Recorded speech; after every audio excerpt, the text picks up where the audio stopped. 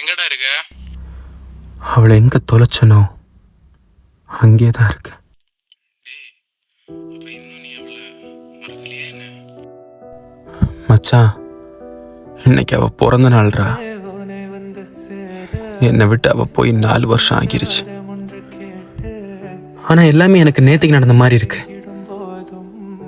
நான் அவளை பார்த்தது, அவகிட்ட பேசினது, அவகிட்ட ப்ரப்போஸ் பண்ணது எல்லாமே என் கண் முன்னாடி வந்து போகுது. அவ இடத்துல வேற எந்த பொண்ணை என்னால் நினைச்சு பார்க்க முடியல மச்சான். நான் அப்புறம் கூப்பிட்டுறேன்.